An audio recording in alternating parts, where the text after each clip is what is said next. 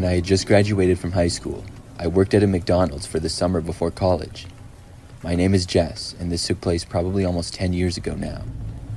I was working one night, and it was probably like 10 or 11 o'clock. I got off a short time after that, and at that point, I'd been working there for maybe 2 months total. Things were really quiet, and had been for the past few hours. I was working in the drive-thru, and I'd been doing that a lot at the time.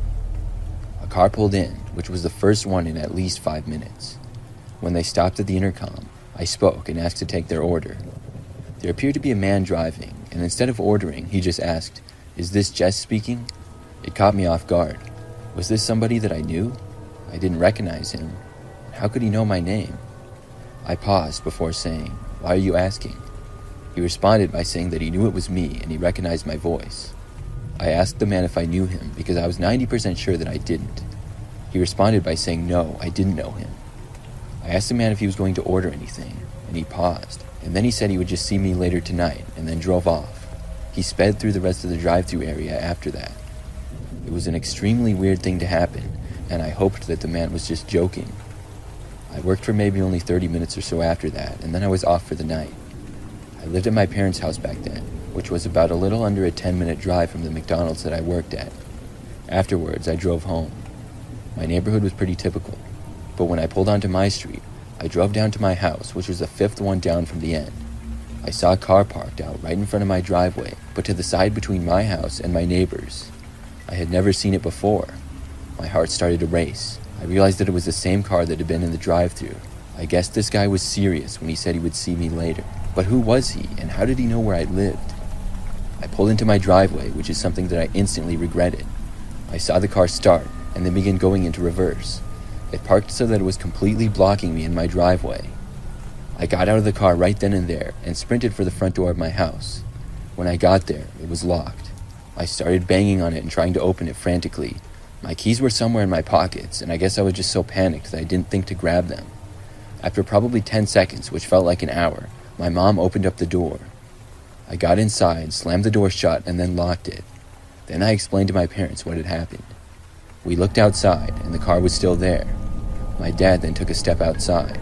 I'm not sure if he was going to confront the man, or just get a better look, but as soon as he did, the car sped off. It didn't come back that night, and the next day, I told my manager at McDonald's about it. Unfortunately, there's not really much anybody could do. The problem was, the car the guy drove was really typical, just a black 4-door sedan, and looked maybe 5 to 10 years old or so. I'm not even sure what make it was. I personally don't think I ever encountered the guy again, and luckily, I didn't work at the McDonald's much longer after that.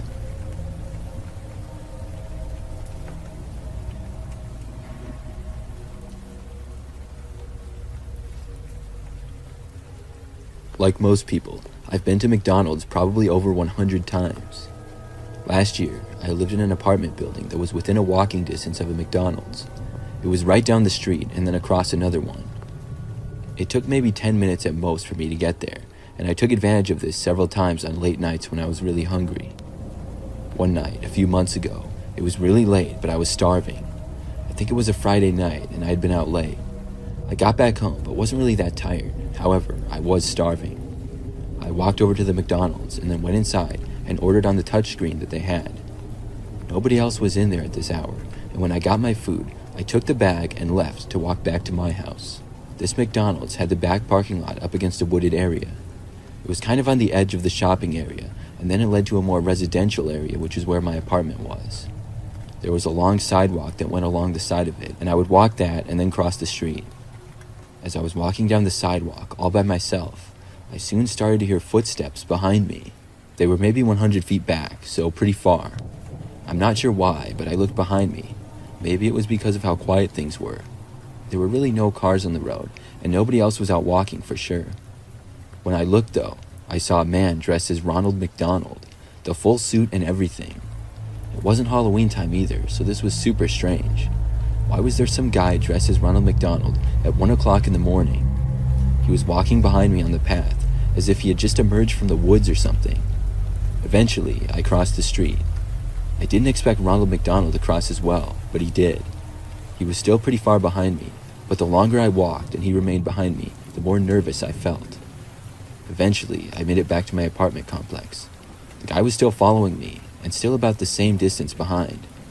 The way he was walking was sort of creepy too. I'm not really sure how to explain it, but it wasn't just an average walk. It was sort of slow and robotic almost. I was in a hurry now to get inside, and I got to my apartment building and went in. I got up to my unit, which was on the 4th floor, and went inside. I felt so much better to be off the streets with that weirdo. I wasn't really sure where he ended up going, because I hadn't cared to look behind me.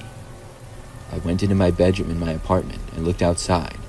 When I did, I saw the Ronald McDonald guy standing in the parking lot, staring right up at my window at me. He was expressionless and didn't move. I was super creeped out by this now. I closed the blinds to my window, and then closed the blinds to every other window that I had. I did my best to ignore the whole situation after that, and the next day, he was gone. I'm not sure who the guy was or why he followed me, and looking back, that was a super creepy thing for the guy to do, whoever he was.